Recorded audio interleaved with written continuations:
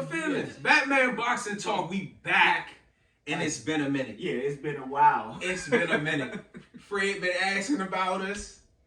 He keeps saying, what's going on with you and your two uncles?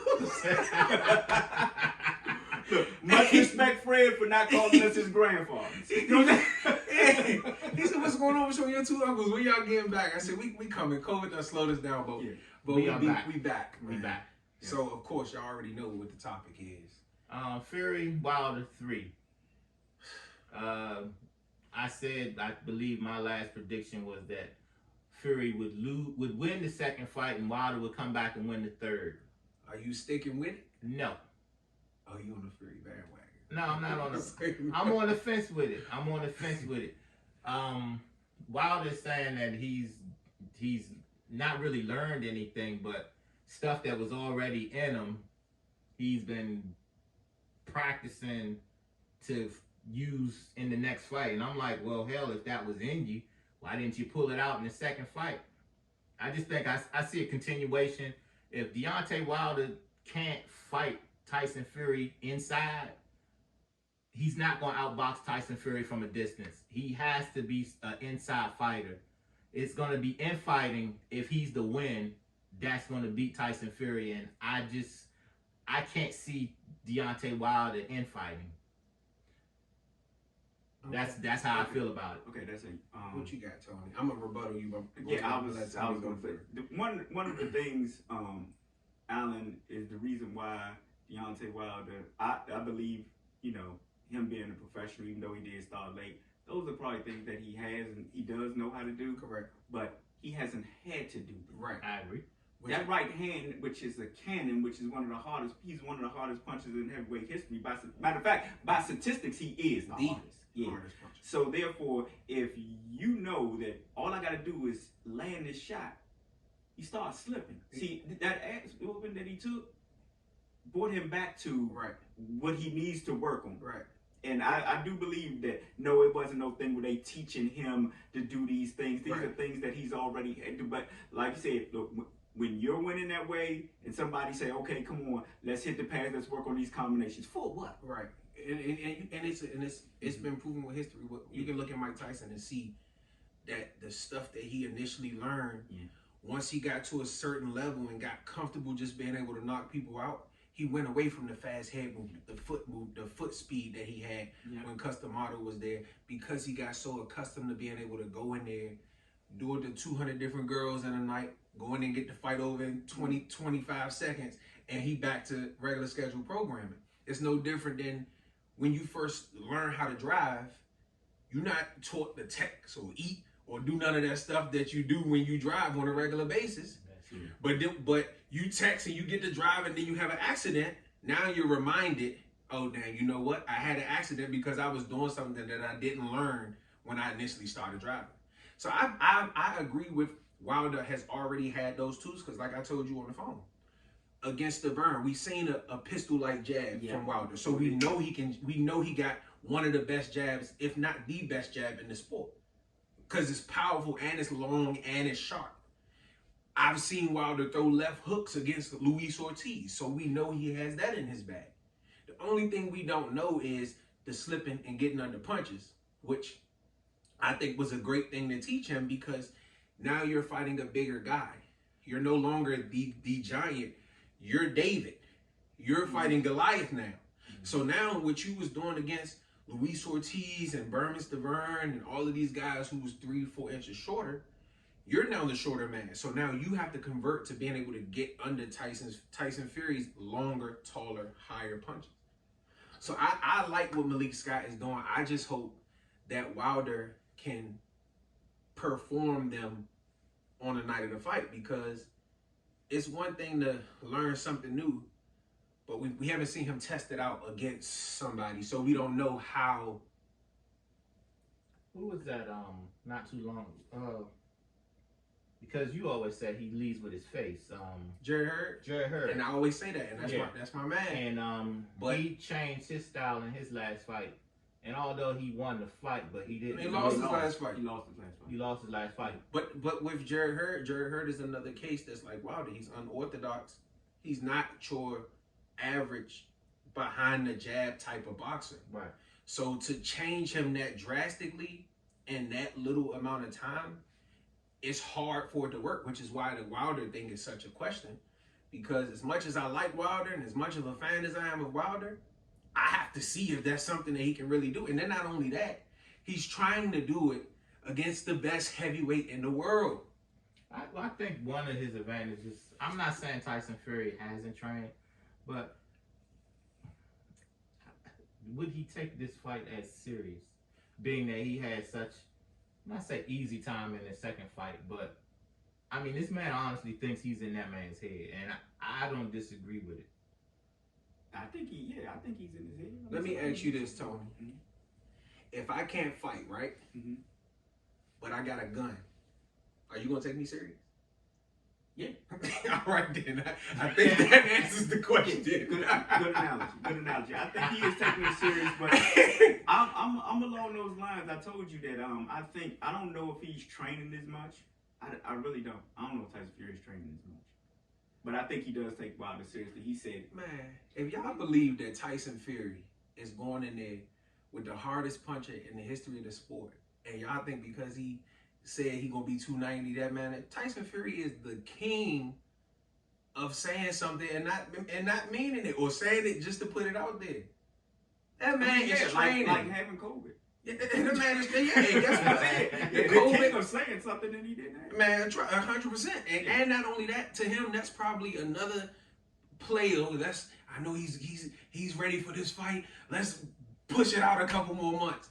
Tyson Fury is he thinks he's the Ali of this time, so he's gonna do those type of gestures. Yeah. And if you think that man not training, y'all crazy. I mean, look, if you put it that way, I think the reason why they say they had COVID because he wasn't ready. And he going in there against Wilder? I don't think he wasn't ready from a not being in shape standpoint, though. I think he may not have been ready from a standpoint of they had been talking about Undisputed with Joshua. So maybe his attention in training has started to focus more towards what he needed to do to beat Joshua, opposed to what he needed to do to beat Wilder. Yeah, so I mean, so they had to push it back. I mean, that could be a reason. Because Tyson Fury looked in shape. That nigga didn't look fat. He didn't look fat. The whole argument was, that, Eddie Hearn and them said that they don't think they were ever serious. He said, I don't know if they were ever serious, so they were just using us as a ploy for negotiation. I think they were though. I think they were serious about fighting Joshua, and I think because of the amount of time that had spanned in between the Wilder fights, they probably thought they had a loophole to get out of it. And they didn't. And they didn't. So, but I think they were serious because I for one second that I think that Joshua could beat Fury. To me, that's an easy fight for Fury. Joshua is always, to me, I don't think Joshua can beat Wilder or Fury. And that's always been my stance. Go ahead. If I had to rank the top 4 heavyweights right now, until Saturday, I don't know, man. I mean, Anthony Joshua looks good against a Pulev. He looks good against stiff opponents over there in England. But when you come over here, the reason why I wouldn't give him the fight over Wilder, and it's not so much skill set, it's the digging in. If it gets late in the fight and both of them got to dig to pull it out, I got to get at the Wilder. Well, I don't even think it's going to be late in the fight because Anthony Joshua, look, what people don't realize about Deontay Wilder is he's deceptively quick, fast. Yes. He can get that right hand there. Joshua, straight up. And he's slow. And he's slow. Yeah. Look, when they always say, I mean, you could be, like you said, you could be one of those people that got good skills or whatever. But if you can't deal with the hand speed, I mean, people that's slower than Wilder, right on the chin. Because all Usyk was doing, was Lomachenko and leaning and popping him with the straight left, leaning and now. I will say Wilder's jab has to be exceptional against Anthony Joshua because that's what he's going to need to blind him.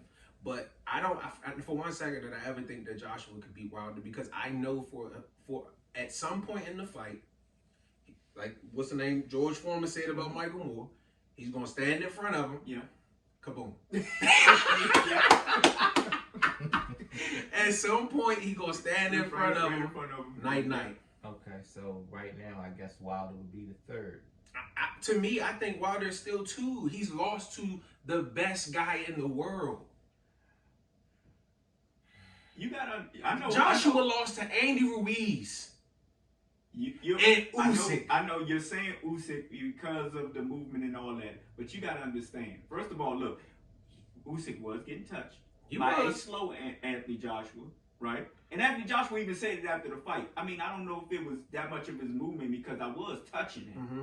You know what I'm saying? It's just that, like I said, I don't know what the hell Anthony Joshua is doing in that fight. Because I think that, like I said, Brandon always used the analogy. If he fighting somebody like me in the street, why you gonna sit there and, I'm not doing that. Try to box? No, I'm getting ready to come to you and just, I'm getting ready to just throw the your ass. If Wilder stays behind his jab, he should be able to handle Usyk. But even Fury will tell you, Deontay Wilder will beat the shit out of all the rest of these motherfuckers. He just can't beat me.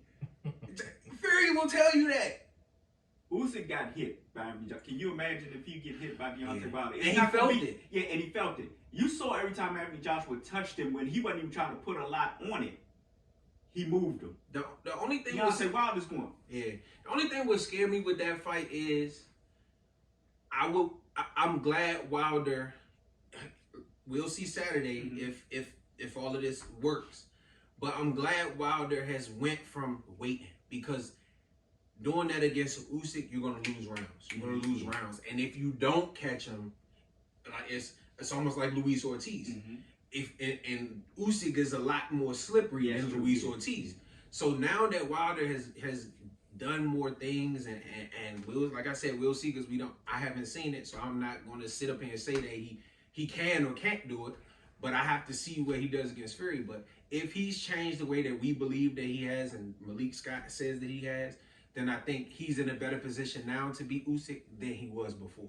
I mean, I would love to see that, but like I said, the thing is, you training, and you say you're gonna do different things, but when you get popped in the mouth or it gets hectic in there, are you gonna revert back to what you are? And that's the question. And that's a good question. And that's why I say we gotta wait to see. Because, like you said, all the training in the world, you hitting them pads. And I do believe, I told you this, Alan, I do believe that, of course, they're not showing other things that they're working on. If y'all just believe that, okay, everything Deontay Wilder show, that he's working on is what they're showing you while he's hitting the pads, I don't believe that. Well, Wilder did an interview with Brian Custer where he said most of the videos that they showing now is old. Yeah. So we don't know where he is exactly. in his process. But like I said, I'm just excited about that boxing, because, like you say, it's been a while, and it took something like this to get us back, because from Manny Pacquiao and Spence not happening to I think that's when I called you and I said I'm done with boxing.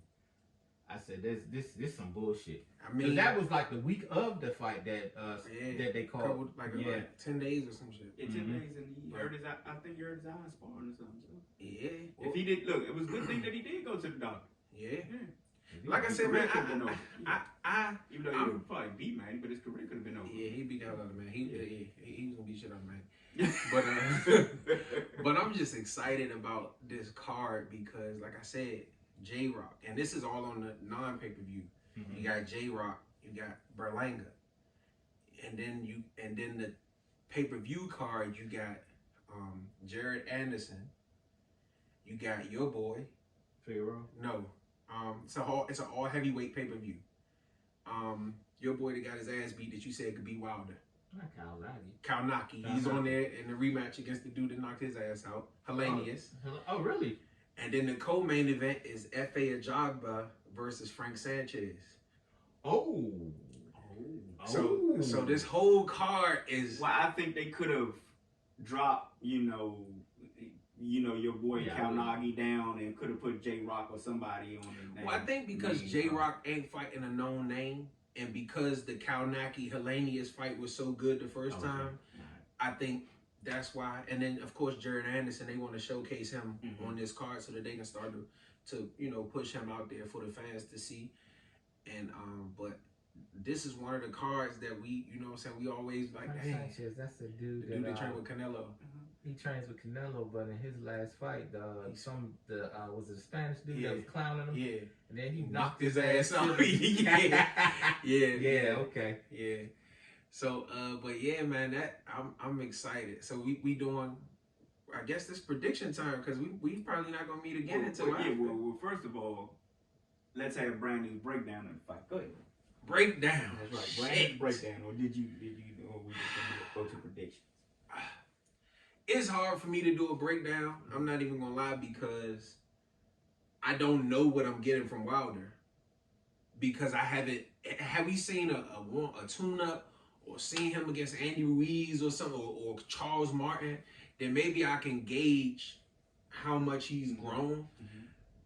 But it's hard for me to break down what I haven't seen. Okay, so let's just go. We'll go to predictions then. I'll start. Like I said in the last one, and and I'm a hold to it. I said that Wilder got whooped, and I'm going with Wilder in the third fight, I think Wilder's going to win. I think that one of the things though that Wilder must do if Tyson Fury comes out the same way, and Alan, we talked about this. If he comes out the same way, is he got to throw his hands. And one thing you said, he can't start just backing up in a straight line. That's what I was. That's what I did say. Now, if that's a breakdown, I will say that. Okay, yeah. Now, what I said was Wilder has to stand firm. Mm-hmm. He can't allow Tyson Fury to feint him out of position or feint him into doing what he wants him to do, which is back up. Because what Fury believes is Wilder isn't the same Wilder going backwards. He doesn't feel like the right hand carries the same power going backwards. So to me, Wilder must punch when Fury is feinting. Yep. And I'm not saying jab because, like I said, of course, when you feinting, you're trying to draw something. But he has to double up on jabs. He has to change his main thing is changing his levels. Yeah. Feint, when Tyson Fury goes to feint high, jab low. You know what I'm saying? And pivot out. Yeah. He has to do that. And then, like I told Alan, I hope that one of the things that all of this triple, quadruple left hook shit look good on the mitts. But I hope they have been working on being dirty. And when I say being dirty, I mean inside fighting, holding, Riddick Bowe Holyfield type stuff. Because like I was telling Alan, he said he don't think Wilder can outbox Fury. But I believe that there's different types of outboxing, which me and you had a spat about with the Canelo versus Khan. I feel like people think outboxing is looking slick and who look like they controlling, but even when you look at Foreman versus Michael Moore, he outboxed Michael Moore. It just didn't look that way because the natural eye tells you the person that's landing the most punches or the person that's doing this is the person outboxing. But I stick to that. But you're really getting outthought. You see what I'm saying? Yeah. I think that Wilder can do that to Fury, but he has to stand firm. All that backing up and squatting and getting too low, and you can't do that. Because one of the things, to piggyback on that, one of the things that the reason why I said he had to throw his hands, just like you said, is because when Wilder's backing up, when he was backing up in the second fight, he landed a couple of right hands. But Fury saw him coming forward to do it. Right. So he was able to lead away. Yeah. See, but if you standing firm, you know what I'm saying, and he doing that feint or he trying to step forward and you release that thing, he gonna feel all of that. And another thing, Wilder was loading up. Exactly. And so, Fury, he sees that coming. When you look at how Wilder put what's my man's name? Ortiz in position. The right hand came straight. Yeah. He didn't cock back. You know, against the burn, you can cock back because he's just standing there. But the right hand has to come after something. You can't just try to load up and throw a right hand. It has to be switch levels, come up. You know what I'm saying? Check, boom, and then come up. Or left hook, body. You know what I'm saying? It has to come from somewhere different because Tyson Fury knows where it's coming from. Exactly. So now you have to change like how when Canelo, he looked like he throwing hooks to the body, but he bringing them up to the head. You got to change what it looks like from the start. And like I said, I'm going with Wilder in the third fight, in the fifth fight, in a 19 fight, I don't give a fuck what fight it is. I'm rocking with the Bronze Bomber. And that's, like I said, that's what I'm going. I'm not changing my prediction. Damn it, I don't give a damn how much y'all talk about all this other stuff and how good Fury looked. If you look at the first couple of rounds before he got hit behind the head, he was doing different things. He was jabbing to the body. He did land the right hand a couple of times. So, you know, therefore, I think that, like I said, Wilder's he's going to show up some stuff, and but he has to stand his ground. Yeah, he stands his ground. It's Wilder all night. I'm trying to tell you. Because then Fury is forced to do what he did in the first fight, and that's safety for Wilder. You see what I'm saying? Exactly. Fury coming forward is bad unless Wilder has worked on Andre. He should have went to go see Andre Ward and worked on the dirty tactics, the Bernard Hopkins.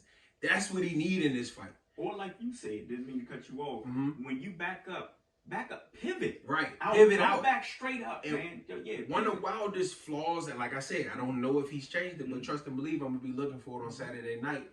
When he backing up, he not lead foot last. Yeah, exactly. He will back up and then put the lead foot behind him and then put the... You got to back up on balance because now all he got to do is push you. You're going to fall. You know what I'm saying? So it's like, because you off balance. He actually, how many times did he got knocked down twice, but he was on the canvas, what, 3 times? A couple times. But like I said, I honestly, and like I said, I'm not one for the excuses, but just like Anthony Joshua versus Ruiz, he got hit behind the ear, he could never recover. Same thing with Wilder. He got hit behind the ear. I don't care if the punch was legal or not. He got hit behind the ear, could never recover, and that was his downfall. And part of that reason is because he was backing up. But that's 2020, what was it, 2019? 19. All right, so no, 20. Your prediction. That was last year? 2020, but it was early. It was February. Your prediction. I believe the prediction I made the last time was that Fury would win the second fight and Wilder would come back and win the third fight. One thing I said to him this morning is that in fighting, Deontay Wilder has to think of himself as the smaller man and therefore do things that a smaller man would do against a bigger fighter. And that is break the body down, one, for me. I mean, he has to break him down to the body so that come round 6 or 7, Fury doesn't have the stamina or the will to keep walking forward. He has to break him down to the body. He has to stay inside. That I did watch some of the second fight this morning, and I did see some things that I hadn't seen before. The straight right hand to the body, jabs to the body. But it's just that by that time, even when he was hurt, he still had that within him to do some of those things. His eyes looked shaky, but he wasn't as weak as we might have thought he was. I mean, Fury was knocking him off balance, but was he really? I mean, he was hurt, but the fact that his legs were as weak as they were and Fury couldn't knock him out. I mean, because if they didn't throw in the towel, I think it probably would have went another 3-4 rounds. And as Wilder said, had the roles been reversed, had Fury been anywhere close to that condition, it'd have been a knockout. It wouldn't have gone past the 3rd or 4th round. So he'd have windmilled him. Wilder showed a lot of grit in that fight, and that's something that I've said from the beginning, that he's a dude that I know if he has to dig down, he would. It's just, as Brandon says, his skills have shit, and hopefully that's changed. He changed his corner, because another thing I said is if he don't get rid of some people, I didn't think he would win the fight. Well, he has gotten rid of some people. He has a whole new corner. I don't know if JD's not in this corner. No, JD's there, but he not the man. He not the head JD guy. shouldn't be there, period. We already discussed that. He shouldn't be there. But we ain't gonna get it now. But to each his own, you know? Exactly. I mean, who knows why he kept him? None of my business. As long as that motherfucker look different. Well, he's on Tyson Fury's payroll. That's why I'm saying that he shouldn't be there. Yeah. Tyson Fury admitted it. Yeah, hey, he's on my payroll. I mean, he was in there. I think that was. No, I know. Yeah. I know it's tongue in cheek, and I'm saying it is tongue in cheek how he's getting it, but it makes sense, right? If you're gonna, we know why you fired Breland. Forget all the water shit and all that. They fired the maggots through the motherfucking towel. And that's all you had to say. And that's all you had to say. Just leave it at that. Exactly, because you could easily explain. Listen here, I have depended on my power for all of my fights, right? And I've been behind in several of my fights and haven't looked good. And his right hand has bailed me out. You have to give me that chance. Yeah. And he didn't give him that chance by throwing it, like you said. He was getting knocked around. He was seen off balance, but he wasn't like, all this and that. Because he threw a main left hook. He did. When they stopped it. Even when they were, when Tyson Fury was crowding him, he still was throwing punches. So your prediction is? Yeah, your prediction is because you started off the show saying you don't believe that anymore. So we did your old prediction. So your prediction is? You might as well go with Fury because no. You know what? Y'all going with Wilder. I'm gonna go with Wilder for this reason. I want Wilder to win the fight. I wanted Wilder to win the last fight. But my fortunes have changed a lot in these last couple months. And I've been on and what I want to see is Wilder whoop ass. So I'm going to take my fortunes and put them to Wilder so Wilder can whoop ass. So you giving us a round? Wilder, 10th round, knockout.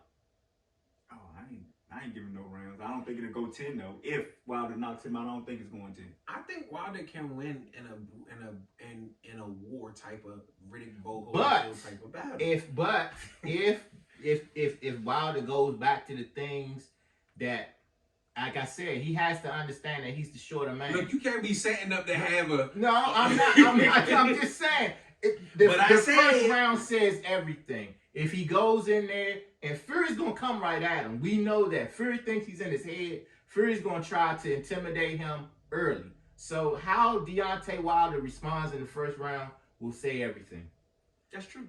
All right, so I mean, we all went with Wilder. So like I said, there ain't no ifs, no ands. When I come back, if I was wrong, I would say Wilder didn't do the things that I thought he would do. Not to add that my picks lately have been on point because I was the only one in this room that picked a small man to beat the big man's ass. Right. And you get all the applause. I said Usyk from the beginning. Even from the beginning and even leading up to the fight, you was like this, I just don't know. Even though I argued you down several times on the phone, and you was like, well, yeah, I don't know. But then you said, I just don't know, Chief. I'm feeling that Usyk is going. Even though he go against the grain every fight, so if there is an upset, he's going to be right.